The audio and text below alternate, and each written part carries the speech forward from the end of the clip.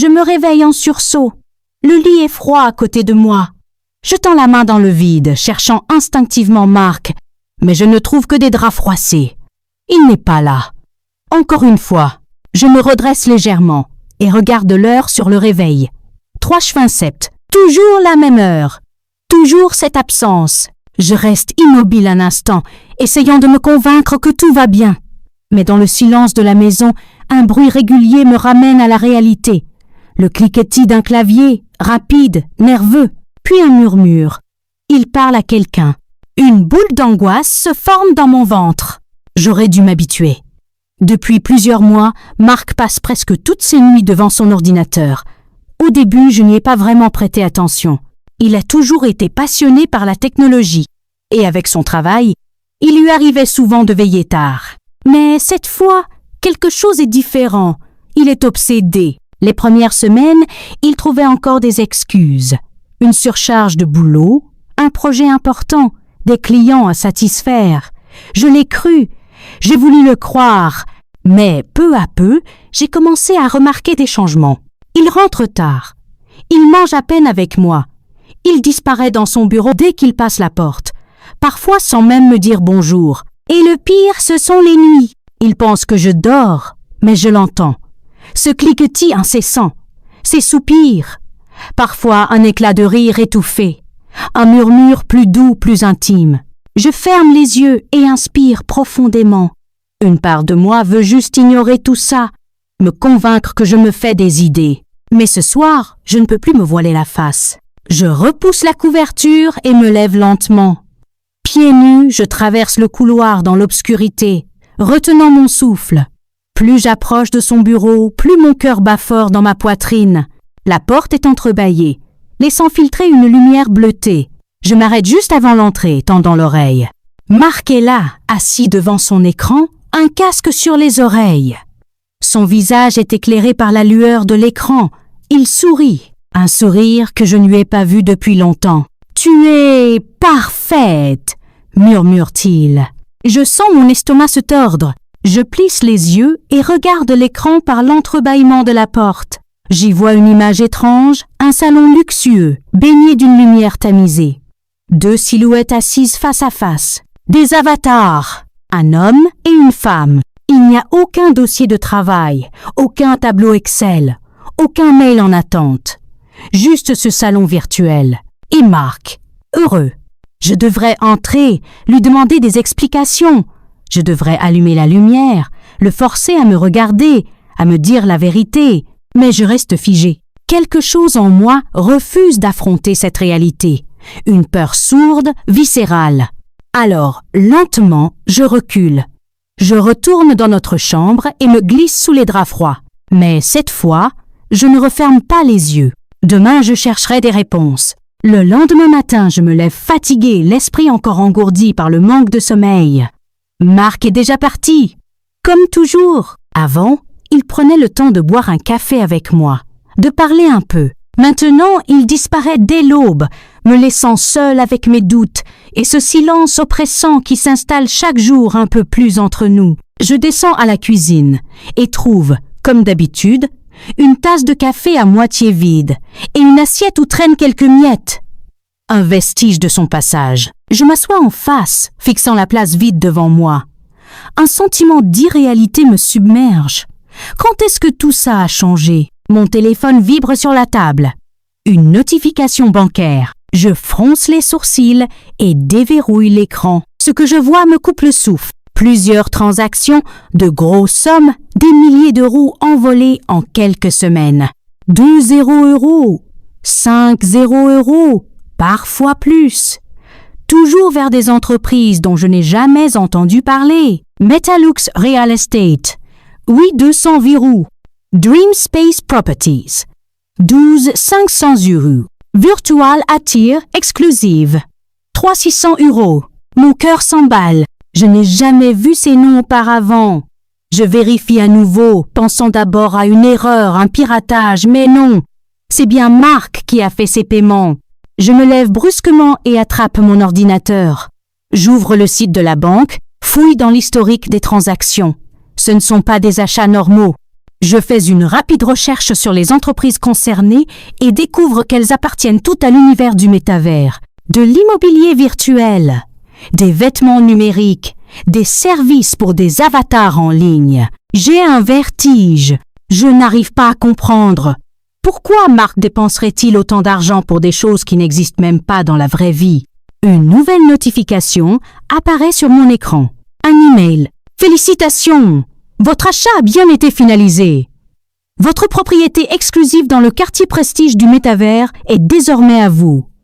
Montant total, 50 €. Mes mains tremblent. 50 €.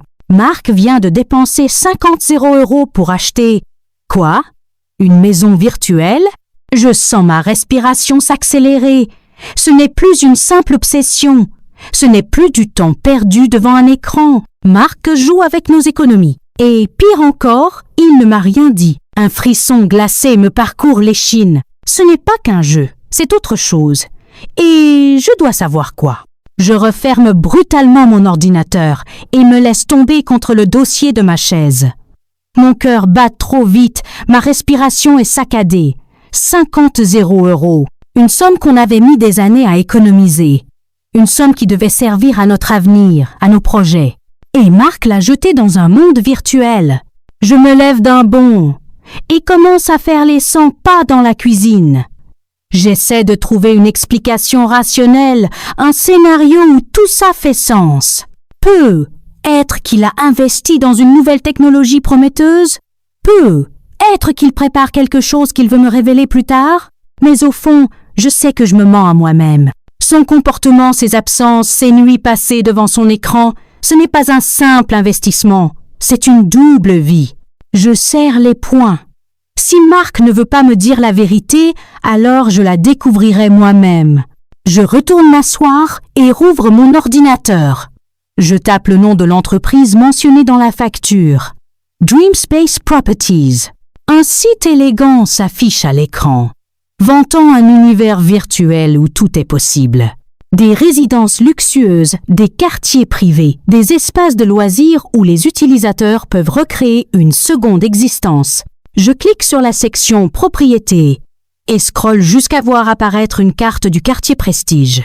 Un endroit réservé à une élite virtuelle. Un lieu où seuls les plus riches peuvent s'offrir une demeure numérique. Mon estomac se serre en voyant le prix de certaines maisons. 30 €, 50 €, parfois 100 € pour des espaces qui n'existent même pas dans le monde réel. J'inspire profondément et tape dans la barre de recherche. Mark X77. Une icône apparaît presque immédiatement. Villa Céleste, propriétaire. Mark X77. Je clique. Une image s'affiche. Une villa immense, ultra moderne, avec des baies vitrées donnant sur un paysage de rêve. Une piscine à débordement, un salon luxueux, une vie parfaite. Mais ce n'est pas ça qui me glace le sang. Juste en dessous du nom de Mark, un autre pseudo est inscrit. Luna, 87. Je fixe l'écran, le souffle court. Qui est Luna, 87? Mark ne s'est pas seulement offert une maison virtuelle. Il la partage avec quelqu'un d'autre. Je suis resté figé devant cet écran pendant ce qui m'a semblé une éternité. Luna, 87. Ce nom s'est imprimé dans mon esprit comme une brûlure. Qui est-elle? Depuis combien de temps est-elle là, dans cette maison virtuelle avec mon mari? Une vague de colère et de panique m'envahit en même temps. Il faut que je sache. D'un geste fébrile, je tape le pseudo dans la barre de recherche du métavers. Plusieurs résultats apparaissent, mais un seul attire mon attention. Un profil aux détails soigneusement rempli. Luna, 87, résidente du quartier Prestige. Statut, en couple avec Mark, X60, 17. Je sens mon souffle se couper. En couple, mes mains tremblent tandis que je clique pour voir plus de détails. Son avatar apparaît à l'écran. Une femme élancée, cheveux blonds ondulés, une robe élégante aux reflets argentés, une apparence parfaite, lisse, irréelle. Je descends encore. Des photos. Elle montre la villa sous tous les angles, mais aussi eux. Mark et elle assis ensemble sur un canapé luxueux, riant sous une lumière tamisée. Lui portant un costume qu'il ne mettrait jamais dans la vraie vie. Elle, appuyée contre lui, comme une femme amoureuse.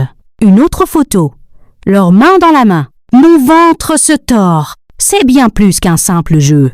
J'ai l'impression que l'air me manque. J'ai envie de fermer l'ordinateur, d'oublier ce que je viens de voir, mais c'est trop tard. Marc vit une autre vie ici, avec elle. Et moi, je suis juste une étrangère qui regarde à travers l'écran. Mon corps est paralysé, mais mon esprit bouillonne. 8 mois, 8 putains de mois. Tandis que je l'attendais chaque soir, tandis que je m'inquiétais de le voir s'éloigner, il vivait une romance virtuelle sous mon nez. Un mélange de rage et de désespoir m'envahit. Je ne peux pas en rester là. Je retourne sur son profil, cette fois déterminé à fouiller chaque recoin.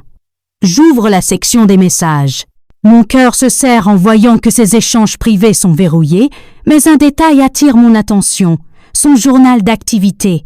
Marc, X70 et Luna, 87, ont acheté une villa dans le quartier Prestige.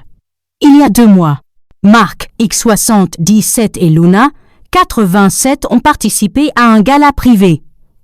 Il y a 1 mois, Marc, X77, a offert une tenue exclusive à Luna, 87. Il y a 2 semaines, Luna, 87. Je n'aurais jamais cru aimer quelqu'un comme toi. Il y a 3 jours, chaque ligne est une claque. Une preuve de plus que leur relation n'a rien d'innocent. Mais la pire découverte arrive quelques minutes plus tard. Je clique sur une publication récente. Un enregistrement vocal. Je n'hésite pas une seconde et appuie sur « Lecture ». Tu me rends heureux, Luna. Avec toi, j'ai l'impression d'être enfin moi-même. La voix de Marc. Je frémis. Son ton est doux, intime, un ton qu'il n'a plus avec moi depuis des mois. Un jour, je veux qu'on arrête de se cacher. Que ce ne soit plus juste un monde virtuel. Mon cœur hâte un battement. Qu'est-ce que ça veut dire? Il envisage vraiment de rendre cette relation réelle, de me remplacer. La panique m'envahit. Je me lève d'un bond, fais les 100 pas dans le salon, l'air me manque. Et soudain, une pensée s'impose à moi. Si je veux comprendre jusqu'où va cette trahison, je vais devoir entrer dans son monde. Il me faut un compte, un avatar. Si Marc veut jouer, alors moi aussi. Je m'installe devant mon ordinateur, les doigts crispés sur le clavier. Si je veux découvrir toute la vérité, je dois entrer dans son monde. Créer un compte est facile. Je choisis un pseudonyme discret, une apparence générique, rien qui puisse attirer l'attention. Je ne veux pas être remarqué. Mais une fois mon avatar prêt, une question me frappe. Où commencer? Le quartier Prestige est réservé aux utilisateurs VIP, ceux qui, comme Marc, dépensent des milliers d'euros dans cet univers. Je ne peux pas entrer directement. Je décide alors d'explorer les forums et les groupes de discussion liés au métavers. Très vite, je tombe sur un espace dédié aux résidents du quartier Prestige. Les conversations vont bon train, des discussions sur les meilleures propriétés, les événements privés et des rumeurs sur certains couples influents. Je tape dans la barre de recherche. Marc, X77. Le premier résultat me glace le sang. Le couple parfait. Marc, X77 et Luna, 87, toujours aussi inséparables. Je clique sur le sujet, le cœur battant. Les commentaires s'enchaînent. J'adore leur villa. Ils ont vraiment le goût du luxe. Ils forment un duo incroyable.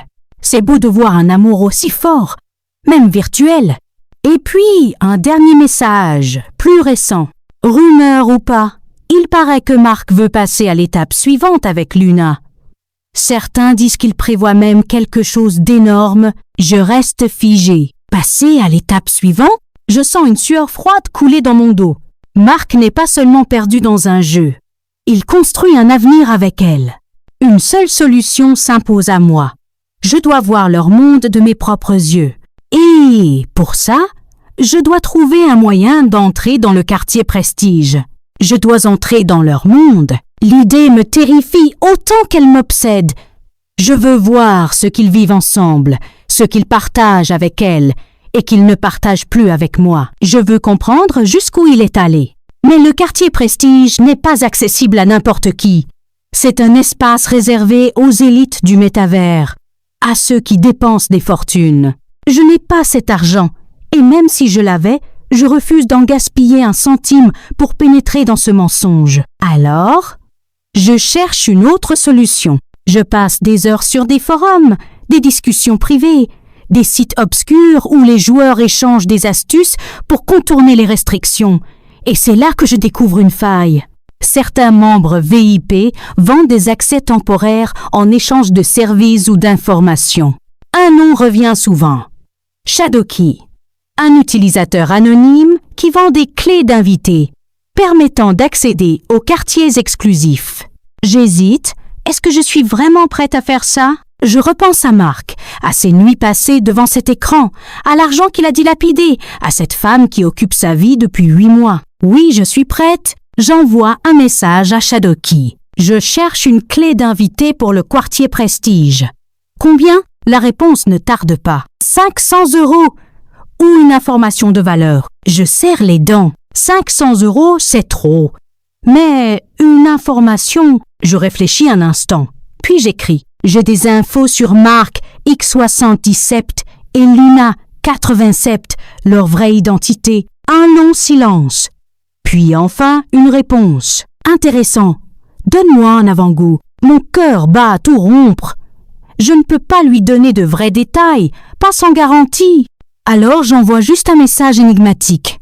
L'un des deux cache un secret bien plus grand qu'un simple amour virtuel. Quelques secondes passent. Puis, une notification s'affiche. Shadowkey vous a envoyé une clé d'invité. J'ai réussi. Je suis enfin à l'intérieur. Une fois la clé d'invité en main, tout s'accélère. Je suis à la porte du quartier Prestige, cet endroit où Mark a bâti sa seconde vie. Lorsque mon avatar franchit le portail virtuel, un sentiment étrange m'envahit. C'est magnifique, surréaliste. Les rues sont bordées de bâtiments luxueux, des villas flottantes, des jardins suspendus éclatants sous un soleil artificiel. Chaque détail est soigné, pensé pour donner une impression de perfection. C'est un monde sans défaut, un rêve numérique. Mais ce rêve est devenu mon cauchemar. Je n'ai pas oublié pourquoi je suis là. Je veux voir la villa de Mark. Grâce aux informations trouvées sur son profil, je repère rapidement son quartier. Je traverse une allée bordée de fontaines holographiques et de voitures futuristes qui ne roulent pas vraiment. Puis, je l'aperçois, la Villa Céleste, un immense domaine, avec une architecture ultramoderne, des baies vitrées immenses, une piscine à débordement qui reflète un ciel numérique parfaitement bleu. C'est donc ici qu'il vit sa vie parallèle. Avec elle, mon cœur bat à tout rompre. Je m'approche lentement, hésitante. Je suis sur le point de voir ce que je ne suis peu, être pas prête à affronter. Je m'arrête devant l'entrée. J'ai besoin d'un plan. Entrer dans la villa n'est pas simple. L'accès est privé, réservé aux invités enregistrés. Je regarde autour de moi, cherchant une faille. Puis, je vois un groupe d'avatars en train de discuter près d'une terrasse voisine. Des habitués du quartier Prestige, j'approche discrètement et tends l'oreille. Mark et Luna organisent une soirée demain soir. Invitation ultra privée, comme d'hab. Tu y vas? Évidemment. Personne ne rate une soirée chez eux. Mon souffle se coupe. Une soirée, c'est ma chance. Si je trouve un moyen d'obtenir une invitation, je pourrais enfin voir de mes propres yeux ce qui se passe à l'intérieur. Je recule lentement, le cœur battant à tout rompre. Une soirée privée, c'est ma meilleure chance d'entrer dans leur monde, de voir ce que Mark fait réellement avec cette femme. Mais comment obtenir une invitation? Je retourne dans les forums du métavers, cherchant des informations sur ces fameuses soirées. Il ne me faut pas longtemps pour comprendre. Seuls les proches du couple peuvent entrer. Les invités doivent être approuvés par Mark ou Luna en personne. Je serre les dents. Impossible de passer par eux. Mais en creusant un peu plus, je tombe sur une discussion entre des joueurs qui vendent des accès. Je prends contact avec l'un d'eux, un certain Nexus Phi. Je veux une invitation pour la soirée de Mark, X77, et Luna, 87. Prix? La réponse arrive presque immédiatement. 2000 crédits. Paiement avant. 2000 crédits. Une somme énorme dans ce monde. Mais je ne suis pas idiote, je sais que ces vendeurs ont toujours un plan B. Je n'ai pas cette somme, mais je peux échanger une info précieuse. Un silence, puis il répond. Quel genre d'info? Je réfléchis vite. Je ne peux pas lui donner quelque chose de trop compromettant, mais il me faut un appât convaincant. Mark prépare quelque chose de gros avec Luna. Ce n'est pas qu'un jeu pour eux. Cette fois, l'attente est plus longue. J'imagine Nexus V en train d'évaluer mon offre, se demandant si ça vaut le coup. Puis enfin, marché conclu. Je t'envoie une invitation en échange d'une preuve. Une preuve? Mon ventre se noue. Je n'ai rien de concret, sauf l'enregistrement vocal de Mark que j'ai trouvé sur son profil. Je l'envoie. Quelques secondes plus tard, une notification s'affiche. Invitation reçue. Soirée privée, Villa Céleste.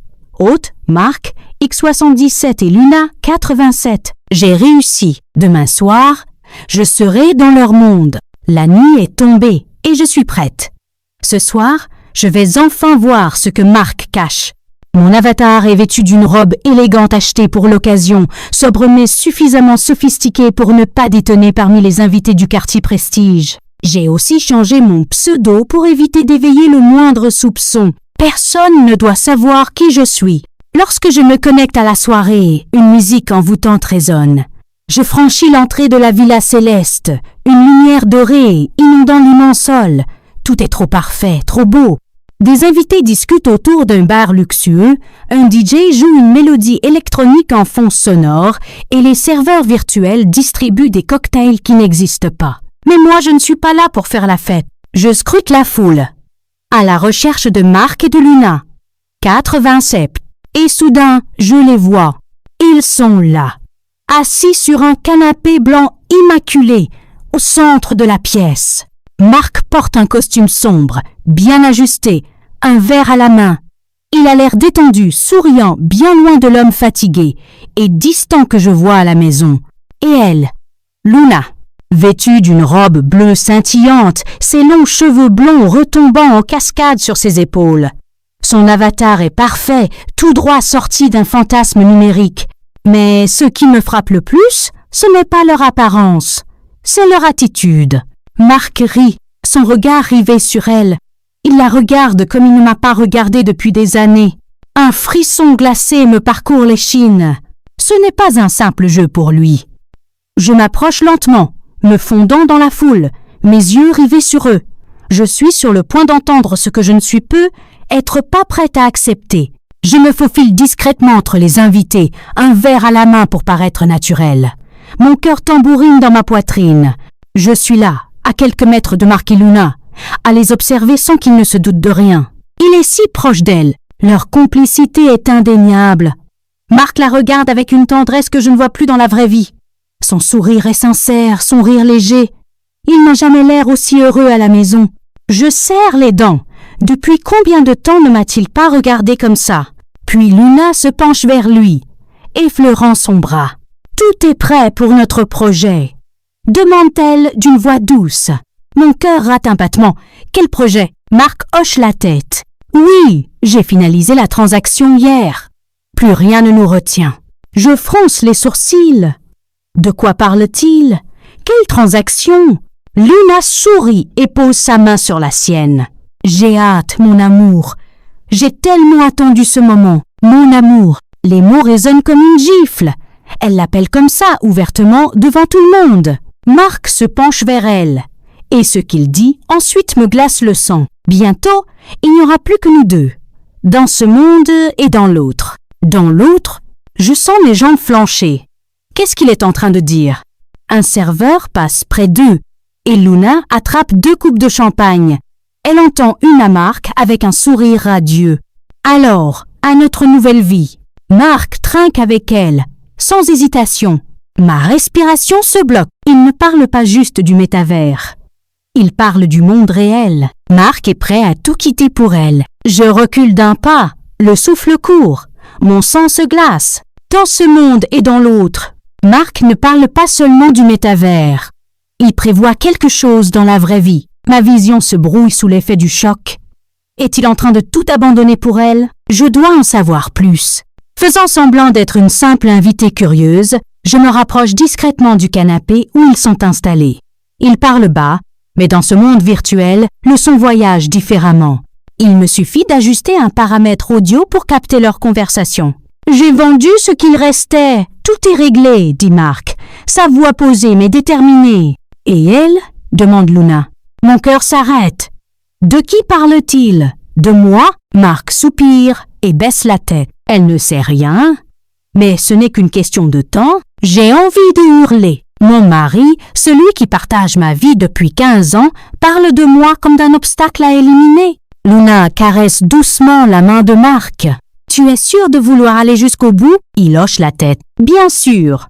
C'est pour nous, pour notre avenir, pour leur avenir. Tout devient clair. Mark n'a pas seulement trompé notre mariage.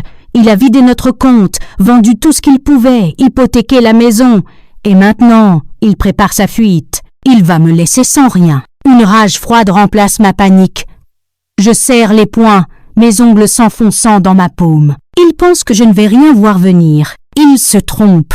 Je me déconnecte brusquement du métavers, arraché à cette illusion dorée dans laquelle Mark s'est noyé. Mes mains tremblent, ma gorge est serrée, et une rage froide pulse en moi. J'ai vu et entendu tout ce que j'avais besoin de savoir. Mark n'a pas seulement trouvé une maîtresse virtuelle, il a détruit notre vie réelle. Il a dilapidé nos économies, vendu tout ce qu'il pouvait, et maintenant il s'apprête à me laisser derrière comme si je n'existais pas. Je me lève d'un bond, mon souffle court. Il croit que je ne vais rien voir venir. Je me précipite vers son bureau, mon cœur battant à tout rompre. Je dois savoir jusqu'où il est allé. Je fouille son ordinateur, je scanne nos relevés bancaires, je traque chaque transaction suspecte. Et ce que je découvre me coupe le souffle. 10 milliers d'euros envolés. 50 € pour une propriété virtuelle. 10 € en cadeau numérique. Des virements vers un compte inconnu. Mais le pire, une réservation de billets d'avion. 2 places. Départ dans 3 jours. Un vol pour Bali. Je me recule lentement, mon ventre se tordant sous l'ampleur de la trahison. Il ne comptait pas seulement fuir avec elle dans le métavers. Il voulait refaire sa vie, dans le réel, avec elle. Et moi, abandonné, dépossédé, trahi. Lentement, la panique cède la place à une autre émotion. Une colère froide, implacable. Mark pense qu'il a tout prévu, qu'il va disparaître avec son amante virtuelle et son argent sale. Mais il a oublié un détail. Moi, et je n'ai pas dit mon dernier mot. Je reste assise devant l'écran, fixant les preuves de sa trahison. Chaque transaction, chaque virement, chaque mensonge est là sous mes yeux. Il pensait pouvoir tout cacher, mais il a laissé des traces. 3 jours. C'est tout ce qu'il me reste avant qu'il ne disparaisse. Un frisson me parcourt.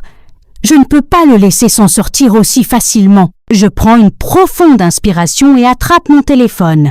J'ai besoin d'aide. La première personne qui me vient en tête, c'est Elodie, ma meilleure amie. Elle a toujours eu un instinct de détective et je sais qu'elle ne me laissera pas affronter ça seule. Je l'appelle et dès qu'elle décroche, je sens son inquiétude. « Sarah, il est presque minuit, qu'est-ce qui se passe ?» Ma voix tremble, mais je parle vite. « Mark, il me trompe. Mais c'est pire que ça, Elodie. Il a vidé nos comptes. Il a vendu la maison. Et il s'apprête à fuir avec elle. » Un silence. Puis, un souffle sec. « Ce salaud !» Je l'entends se redresser, son ton devenant plus ferme. « Dis-moi tout, on va le coincer. » Alors je lui raconte. Le métavers, les dépenses folles, Luna 87, et enfin le billet d'avion. Il part dans 3 jours, Elodie. 3 jours avant qu'il disparaisse définitivement. Elle réfléchit un instant, puis son ton devient tranchant comme une lame. Alors on a 3 jours pour le détruire.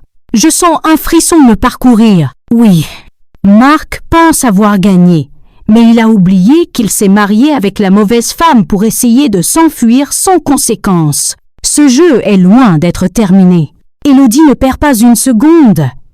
Elle est déjà en train de faire des recherches pendant que je rassemble tout ce que j'ai trouvé. « D'abord, on doit sécuriser tes finances », dit-elle d'un ton ferme. Si ce mec t'a déjà vidé, il peut essayer d'aller encore plus loin.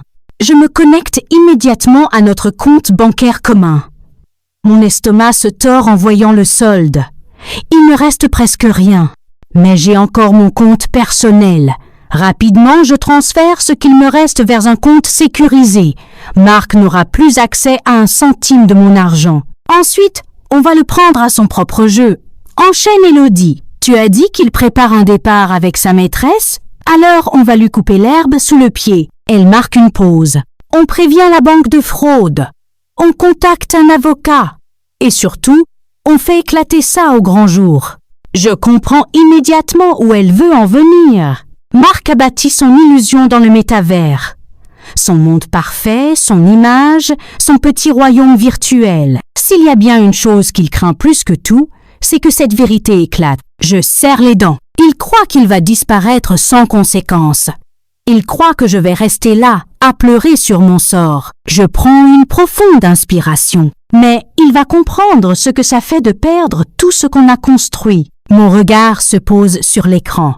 Le compte de Marc dans le métavers est toujours ouvert. Je souris froidement. Il veut jouer? Très bien. Jouons. Le lendemain matin, je suis debout à l'aube, prête à frapper où ça fait mal. Marc dort encore, paisible, inconscient de ce qui l'attend. Je l'observe une seconde, ce visage que j'ai aimé pendant tant d'années, et un frisson de dégoût me parcourt. Il ne mérite aucune pitié. Je sors du lit sans un bruit et attrape mon ordinateur. Aujourd'hui, je fais éclater la vérité. La première étape, c'est Claire. Oui, Claire, la femme que Marc m'avait dit être morte. La fameuse Luna, 87. Grâce aux indices récoltés dans le métavers, j'ai trouvé son vrai profil. Elle est bien réelle et elle est vivante. J'hésite une seconde avant d'envoyer un message. Bonjour Claire, je suis Sarah, la femme de Marc. Il m'a menti comme il t'a menti. Il nous a trahis toutes les deux. On doit parler. J'appuie sur envoyer et mon cœur s'emballe. Si elle me répond, tout peut basculer. Pendant ce temps, Élodie s'occupe de l'aspect légal. Elle a déjà pris rendez-vous avec un avocat et signalé les mouvements suspects sur nos comptes bancaires. Marc pense qu'il a tout verrouillé. Mais il va vite comprendre qu'il a laissé trop de portes ouvertes. Et puis, il y a le métavers. J'accède au serveur où Marc et Luna sont adulés comme le couple parfait. Je vais faire en sorte que tout le monde sache qui il est réellement. J'ouvre une discussion publique et commence à écrire. Vous pensez tous connaître Marc, X77. Vous pensez qu'il est amoureux, loyal, un homme parfait. Laissez-moi vous montrer la vérité. Je joins des captures d'écran de ses transactions, de ses mensonges, de ses manipulations. J'appuie sur publier. L'explosion est immédiate. Des notifications affluent. Les gens réagissent, commentent, partagent. L'image parfaite de Marc commence à s'effondrer sous ses propres mensonges. Et alors que tout part en vrille, une nouvelle notification apparaît. Claire vient de me répondre. Je fixe l'écran, le souffle court. Claire a répondu. Sarah, je crois qu'on doit vraiment parler. Mon cœur cogne dans ma poitrine. J'ouvre immédiatement la discussion. Claire, elle met quelques secondes à répondre. Puis enfin, les mots apparaissent. Je ne sais même pas par où commencer. Je pensais que Marc avait changé, qu'il m'aimait encore. Mais je vois qu'il t'a fait exactement la même chose qu'à moi. Je me fige. Tu veux dire qu'il t'a fait ça avant? Un long silence. Puis elle lâche une bombe. Il m'a détruite, Sarah. Il m'a menti pendant des années. Il m'a ruinée. Et quand j'ai découvert ce qu'il faisait, il a disparu du jour au lendemain. Je l'ai cherché partout. J'ai cru qu'il était mort. Mon sang se glace. Marc ne m'a pas seulement menti sur son passé. Il a fait exactement la même chose à Claire. Il t'a volé tout. Mon argent, ma maison. Il m'a laissé avec des dettes et il s'est volatilisé. Il a effacé toutes ses traces. C'est pour ça que j'ai cru qu'il était mort. J'ai du mal à respirer. C'est son mode opératoire. Et quand il est revenu, il m'a retrouvé dans le métavers, sous le pseudo de Luna, 87. Il m'a juré qu'il regrettait tout, qu'il voulait une nouvelle chance. Je l'ai cru, comme une idiote. Un frisson me parcourt. Marc savait exactement ce qu'il faisait. Je prends une grande inspiration. Il s'apprête à faire la même chose avec moi. Il part dans 3 jours avec l'argent qu'il m'a volé. Claire ne répond pas tout de suite. Quand elle le fait, ses mots sont chargés de colère. Alors cette fois, on ne le laissera pas s'en tirer. Un frisson me traverse. Claire et moi avons été les victimes de Marc. Mais aujourd'hui, nous devenons ses bourreaux. Claire et moi passons la nuit à tout reconstituer. Ses mensonges, ses fraudes, son plan. Chaque pièce du puzzle s'emboîte parfaitement. Marc nous a manipulés toutes les deux. D'abord Claire, puis moi. Il a joué avec nos vies comme il joue dans son métavers, convaincu d'être intouchable. Mais cette fois, il va perdre. Il faut frapper vite et fort, dit Claire, avant qu'il ne réalise qu'on sait tout. Je hoche la tête. Nous avons 3 jours avant son départ. 3 jours pour le ruiner avant qu'il ne nous ruine. On se répartit les tâches. 1. Je m'occupe de la banque et de la justice. Je fournis à mon avocate les preuves de détournement de fonds et de fraude. Si Marc comptait partir avec mon argent, il va vite comprendre qu'il ne lui reste plus rien. 2. Claire contacte ses anciens créanciers. Les dettes que Marc lui a laissées, elles existent toujours. Avec ces nouvelles informations, ils vont retrouver sa trace. Et cette fois, il ne pourra pas fuir. 3. Le métavers. Ma publication a déjà fait du bruit, mais Claire et moi décidons d'aller plus loin. Nous diffusons son vrai visage, son double jeu, ses manipulations. Nous envoyons des messages privés à tous ses amis virtuels, aux investisseurs du métavers, à tous ceux qui ont cru en lui. Nous faisons exploser son monde parfait. Et enfin, nous attaquons son point le plus faible. Marc a construit une villa virtuelle à prix d'or. Son grand projet, son refuge numérique. Mais il a tout acheté à son nom. Avec un simple signalement au modérateur, nous prouvons qu'il a utilisé de l'argent volé. Résultat, sa propriété est saisie. En quelques heures, Marc perd tout. Son argent, son monde virtuel, sa réputation. Et il ne le sait pas encore. Mais demain matin, il se réveillera ruiné. Le matin arrive. Et avec lui, l'instant que j'attendais. Je suis déjà debout quand Marc se lève. Il traîne les pieds jusqu'à la cuisine, encore ensommeillé, ignorant que son univers vient de s'effondrer. Je l'observe préparer son café, serein, inconscient du chaos qui l'attend. Une drôle de sensation m'envahit, un mélange d'excitation et de revanche. Puis tout bascule, un bruit familier, la sonnerie de son téléphone. Marc fronce les sourcils et décroche. Allô? Un silence. Son visage se fige. Quoi? Non, ce n'est pas possible. Il allume son ordinateur en catastrophe, les mains tremblantes. Son regard passe du choc à l'incompréhension, puis à la panique. Non, non! Il clique frénétiquement, mais c'est terminé. Son compte bancaire? Gelé. Son compte dans le métavers? Suspendu. Sa villa virtuelle? Saisie. Chaque pièce de son monde s'est écroulée pendant qu'il dormait. Il me regarde enfin et je vois l'angoisse dans ses yeux. Sarah, qu'est-ce que tu as fait? Je pose lentement ma tasse de café et croise les bras. Moi, rien du tout. Je marque une pause, savourant l'instant. C'est juste la réalité qui te rattrape. Marc blêmit. Il comprend. Et ce n'est que le début. Marc s'agite devant son écran, ses doigts tapant frénétiquement sur le clavier. Il essaie de récupérer son compte, de contacter le support du métavers, d'accéder à ses finances. Mais rien ne marche. Non, non, non, murmure-t-il, le souffle court. Je l'observe sans un mot, savourant chaque seconde de sa panique. Puis, il se retourne vers moi, les yeux injectés de stress. Sarah, je peux tout expliquer. Je hausse un sourcil. Vas-y, j'écoute. Il ouvre la bouche, hésite. Il sait qu'il n'a plus d'issue. Ce n'est pas ce que tu crois. Je laisse échapper un rire froid. Oh, vraiment? Parce que ce que je crois, c'est que tu as vidé nos comptes, vendu notre maison, et prévu de fuir avec une femme que tu prétendais morte. Je me trompe? Marc blêmit. Attends, comment tu? Il s'interrompt, et je vois l'instant où il comprend. Claire, il sait maintenant qu'elle et moi avons uni nos forces. Tu as parlé à Claire, murmure-t-il. Je croise les bras, un sourire glacé aux lèvres. Oh oui, Marc, Et figure-toi qu'on avait beaucoup de choses à se dire. Il passe une main sur son visage, décomposé. Il pensait pouvoir nous effacer toutes les deux, recommencer ailleurs, sans conséquence. Mais cette fois, il ne s'en sortira pas. Et il va bientôt découvrir que ce n'est pas encore fini. Marc est figé, son souffle court. Il sait qu'il a perdu. Mais ce qu'il ignore encore, c'est que le pire est à venir. La sonnerie de la porte d'entrée retentit. Un bruit sec, tranchant. Marc sursaute et me lance un regard paniqué. « Tu attends quelqu'un » demande-t-il, la voix tremblante. Je ne réponds pas. Je me contente de sourire. Il se lève lentement et marche jusqu'à la porte, hésitant. Quand il l'ouvre, son visage se décompose. Sur le seuil, 2 policiers. Et Claire, elle le fixe avec un mélange de colère et de satisfaction.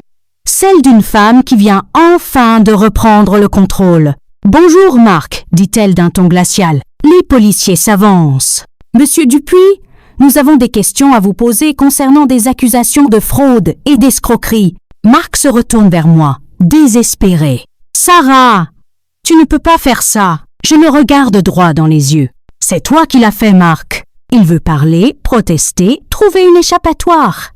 Mais il n'y en a plus. Les menottes claquent autour de ses poignets. Claire et moi échangeons un regard. Nous sommes libres. Marc, lui, vient de comprendre que son jeu est terminé.